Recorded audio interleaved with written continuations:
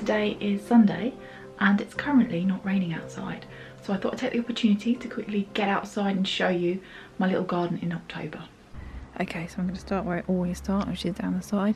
And first thing I've got that's new is these raspberry canes. I am planning to put them into the garden at some point soon, but the week that I got them I'd hurt my neck, so I couldn't do any digging, so I've had to put them in here for a temporary solution. A lovely friend at work gave them to me out of her garden, so hopefully next year, I think there's some fruiting ones, they should yield some fruit. So then there's my beetroot, which is still growing away nicely in the pot. I should have thinned it out. I'll probably pick some of these out either this evening or very soon for pickling, but they're doing okay. Then my strawberries that Ben's mum gave us are in this pot here. A bit of slug attack there, but nothing too drastic. Ranunculus died off when we went away last time. There is a shoot or something coming up there, so don't know. They never really did anything. We had that dry weather and they just conked out. And I had to dig out the 3 grasses, these twister grasses that we had in the front garden, to put in a fuchsia bush and a fern, so these were in the way, so I'll put them out here. I will cut them back soon and put them in to the garden. And then we have my little tree, which looks like it's got attacked by something, leaf cutter or something. Gooseberry, which is slowly recovering, but I guess it would be about to lose its leaves now anyway. It's in there, so we'll see what happens with that, because I got munched by the slugs. So then my rhubarb is slowly dying back now. Very slowly, but it's going. The leaves are turning over, and as they start to rot, I cut them off so that no slugs and that can hide under them. As you can see, a whole of that leaf has been munched by something. Then my blackcurrants, which are looking a bit worse for wear, but there's lots of new buds on for next year, so they should be okay. So I think they're just dying back naturally. Same with that one. We have a plant that Ben's mum gave me. I don't know what it is, and I believe it's forget-me-nots in there. My little heather is still doing okay, and then we have by the toilet, very glamorous, our palm that hasn't done anything at all, hasn't even grown an inch this year, so at least it's not dead, it's still green, but yeah, it's kind of gone dormant and hasn't ever come out of it, so it's a weird situation. And then we have cordyline, nothing's different there. Then we have the pumpkins, the bambino pumpkins, and there's 2 on here, so I've cut the leaves off around them so that they can get to the sun, and I keep cutting the flowers off because we don't need any more. But yeah, there's one little one there. Don't know if they'll grow big enough in the time we've got left, but the main plant starts there, so it's quite long. There's 2 on there, still trying to escape up there. Some weeds. The vetch is still very fetching, still trying to put the flowers out, so the bees are quite delighted by that. But it does look, you can see how much it rained yesterday, absolutely sodden. Another casualty of the rain was the dahlias. They've all flopped over, some of them bits have snapped, so I've had to put them indoors. It's taken the yarrow down with it. I get the one solitary gladiola that came up a few days ago, got knocked over in the rain as well, so I've just propped him up there. They're doing really well, but they're just kind of taken over, and this poor little white one, Sneezy, keeps getting pushed out the way by them, so oh, there you go, it has snapped. Just pitch it back up there. Oh dear, what a disaster, what a disaster. But yeah, they're doing really well, if a little too well. And then there's a small one down here, which was the 3rd one in the packet. and it's not doing as well, which is probably a good thing considering these are taken over. It looks a bit of shambolic, but the weight of the flowers with all the rain on them pulling them down. Now that's a completely different looking flower. It's very strange. Very, very strange, but they are lovely. Not the thing is that doesn't seem to be too the same. Strange. And then gladiolus are in there. We'll see. I hope they're not rotting, but I'm just gonna have to leave them and see what happens. The bulbs will regenerate. And my cauliflowers are looking average. I had to take the cover off because it blew away and they were getting too tall for it, but we'll see what happens. I mean, that one got munched, so it's not going to be a nice tightly formed head of a cauliflower, but I don't know. And then tomatoes, which I was going to dig up this weekend and I might do this afternoon. There's a few tomatoes I've left on there, only little ones, but it's still flipping flowering. Hasn't got blight, so that's a good thing. I'm surprised with damp weather though. There might be a little bit there. Yeah. But yeah, I think I'm going to cut my losses and just pull them up at some point soon. I had planned to do it yesterday, but it was obviously raining all day. And then my celery, which is growing very, very, very slowly. I don't really know when the time to harvest that is. It's not very big, so I'm guessing probably not yet, but mine could just be a bit behind. And my squash, which I am going to dig up today and give up on because nothing is going to happen there. Beetroot, still pulling a few out of these each week. Might not have that many left. And then you've got the rocket, which has gone to seed quite evidently and gone all floppy. It's now seeding itself everywhere. So I will dig this up as well later today. I was leaving it for the flowers because they do look quite pretty, and the bees haven't got a lot to keep them going at the moment in this garden anyway. As you can see, there's some wasps down there somewhere doing something on the leaves there. Don't know. Some more celery. It's a little bit taller. This was the first lot that I planted. It's a bit taller, but it's not particularly thick. So there's all of that. Marjoram beans, which we've had quite a few dinners off of these. A few more to pick today. But you can see they're starting to die back now. Didn't really get to the levels I've had in the past, but okay. Not too bad. Not disappointed. As it's the first time I've grown them in this garden, or anything in this garden, you learn your pitfalls, don't you? You have to live and learn certain things. So I'm going to leave a few on for the massive one down here that I'm leaving on for seed. So I might just get damp. There's a few in there. So yeah, you live and learn. I'm not disappointed by it. You've got to learn how your garden works, haven't you, I suppose. And then this disaster area, and this is where it's been great and it's also terrible at the same time. So this particular marrow has finally got a tiddly little marrow on there, which is way later than it needs to be, but I'll cut it as a courgette, I think, on that one.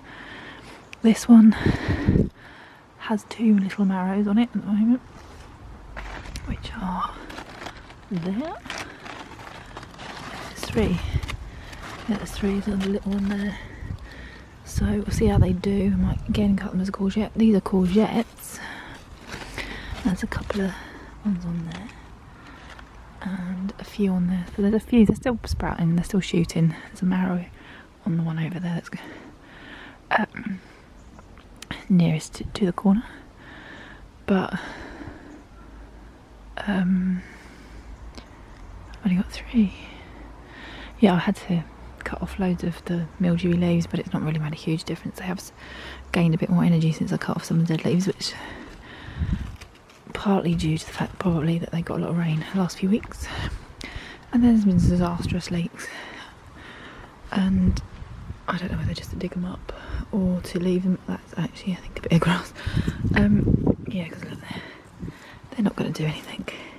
They're covered in rust, covered in bits of rust and probably some mildew from lems, so it's not ideal.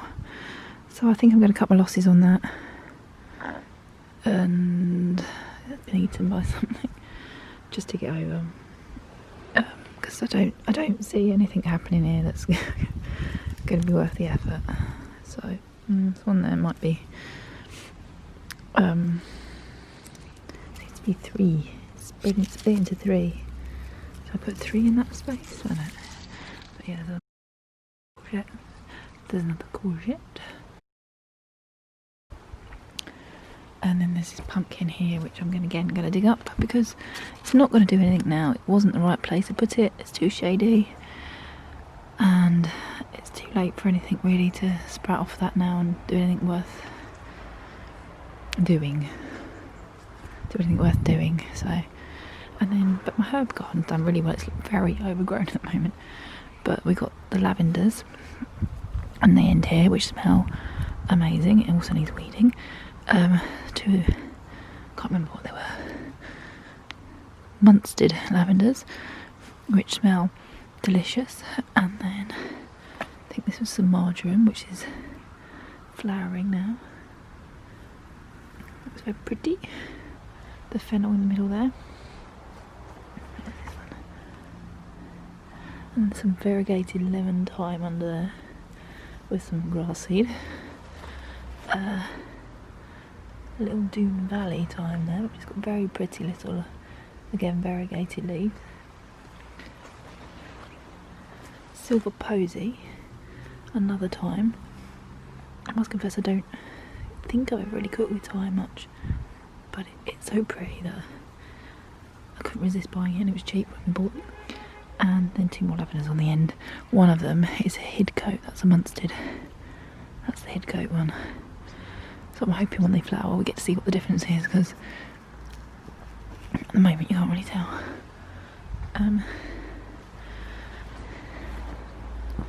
So yeah, that's it for early October, late September.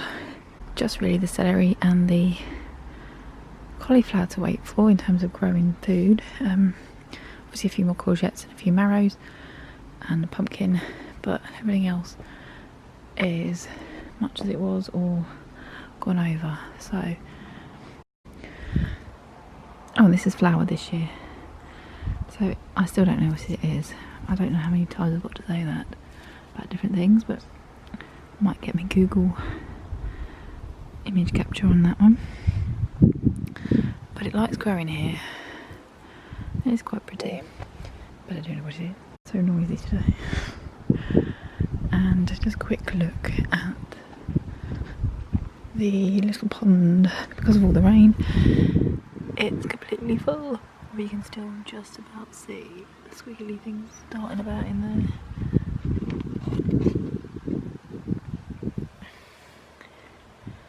So there we go.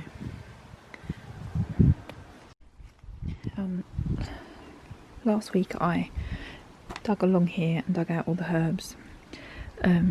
They've been suffering from the leaf hopper on them, so not I can see any at the moment. It's probably the rain, and we're looking really like sad. So I've decided to dig them up, put them in pots, and trim them back a bit. I'd say the rosemary is probably one of the worst affected by it. So yeah, I'll put them in pots and I'm going to treat them individually with some insecticide I've decided. But once I'm going to treat them and take them indoors, each pot, so that it doesn't kill off any spiders or anything. It seemed to work on the basil that I did a couple of weeks ago, so but they're mainly kept indoors because these little leaf cut hoppers got indoors as well, so I didn't need that attacking all my plants, but 2 little leaves that haven't been attacked. So yeah, my plan is to do that with them. Obviously they're all going to get cut back quite a lot. Like the mint will get cut back at some point soon. I've done, that's like digging up was the best decision I made, I think. That is that. Let's take a look inside now in the little greenhousey bit. So all we've really got left in here is on this section over here.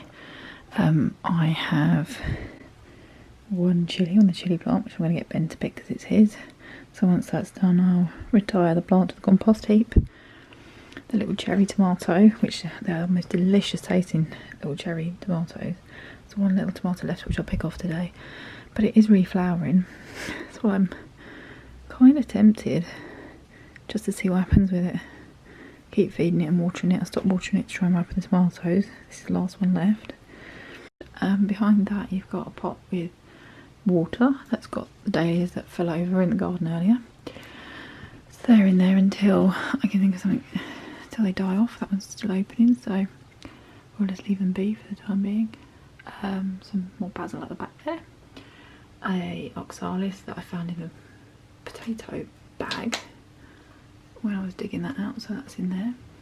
The aeonium that I brought back from my parents, which was looking like it was dying. Would you just focus on that? I cut it into 3 pieces and put it up. It's each of the 3 pieces are doing really well. I brought in my apple mint, which I've treated with insecticide, and then I'm going to cut it back once I'm convinced they're all dead. Same with my 2 lemon balms. You're supposed to cut them back every winter anyway, so I'll just hack them back to the ground now that the little leaf hoppers are off them. And they'll be ready for next year to go back outside. So I'm going to tidy this up in a bit so that I can get my seeds that I planted yesterday up onto this counter so that they've got the best chance possible. And then there's my little windowsill that's downstairs in the living room. Most of these plants used to be in the front room, but whilst we're decorating they've had to come and sit out here, and they seem happy enough. There's my alocasia, which is literally just opening up a new leaf. One of my spider plants, Bonnie there, which is doing a lot better than it was previously. The Echeveria, which I've pinched this pot from Mum and Dad, so I thought it looked quite nice against the pink of that, and that's, I mean, it is growing, truncating I think they call it, but I actually really like how it's looking. I keep turning it around because it keeps trying to get to the window. The top half of the aeonium, the flowery bit, which I don't know if that's a flower or leaves, I imagine it's probably leaves, so that's starting to grow now. It's all vividly green in there, which it was looking a bit dead. You can see it's growing a bit of a stem there. Again, that's trying to get towards the window, so I keep turning it around. So then there's my little Hallworthia there. May plant's still growing away. It likes a shady position and it's very slow, but it's growing in there. Then my 2 Sansevieria honeys, a yellow and green one, and a paler yellow and green, yellowy, white and green. Then my mottled one, which has just produced a baby. So yeah, it's just produced a baby, which is popping out the side of there. And also, the green one is doing exactly the same thing. I had to remove the leaf so that it could push its way out. And I found that the secret to these seems to be lots of water. To me, it seems to be a bit of a myth that Sansevierias don't like water. I was a bit scared when I first got them because the first few that I had rotted, so I tried not to overwater them too much, but these have been sat and the soil is 99% of the time slightly damp, and they've gone from, well, I'll put a picture in of what they looked like previously, gone from that to this. So I think during the growing season anyway, a fair bit of water serves them well, because all of my Sansevieria, there's one there that looks like a bunny ears.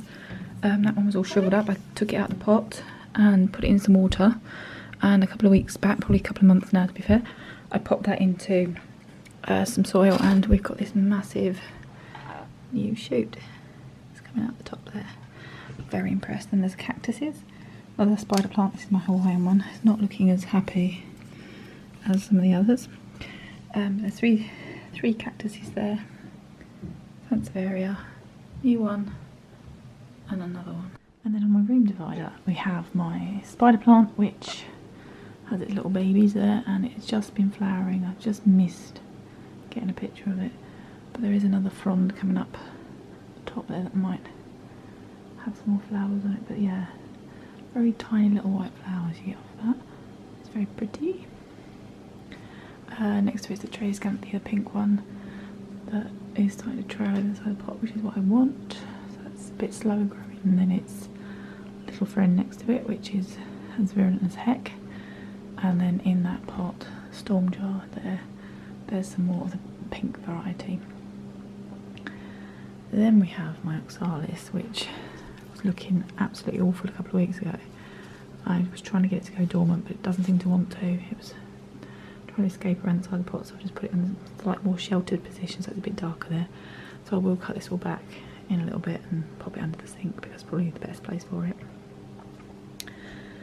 And Mr. Monstera, which is not the ideal place for it, but at the moment we can't put him back upstairs where he lives because we still haven't finished the floor up there. So he's having to sit on here for now, but he seems happy enough. Gave him a drink a minute ago, so he's doing okay. So yeah, then my Thanksgiving cactus, which is very, very dusty and could do with a bit of a treat in the shower because it's got the decorating dust everywhere. And then lastly, my little aloe that was flowering a couple of months back is now still happily growing away in there. This is trying to take over. So yeah, that's all my plants downstairs. Upstairs,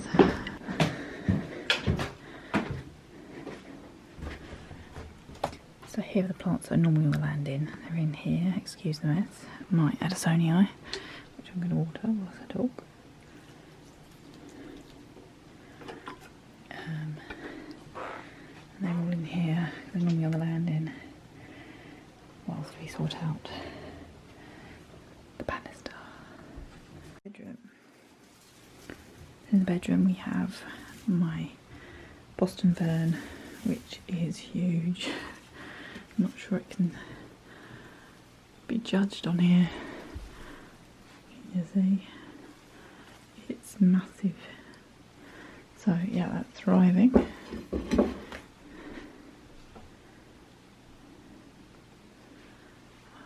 Okay, so I've tidied this up now. I've cut down the dahlias, so they're in the pot there. You can see the ones that have opened only in the water are so much paler than the ones that grew off the actual plant. So that's interesting. You can see that one better. Quite a light pink. Very pretty. Still got these in here, the herbs. I'm going to do that this afternoon, probably sort that out. My seeds. One of the sets of seeds outside, the bird's foot trefoil I put outside because it needs to be frosted and stuff. So to be fair, these probably could go outside as well. I might put them out there at some point. Debating that one, maybe until it gets really cold, but then they would have fell off the plant and grown like that anyway, wouldn't they? Because most of these are seeds that would have scattered from the seed head, so they should be okay. And then there's the basil, you've seen all that. So yeah, I'm so impressed with these little baby ones here. There's another one there.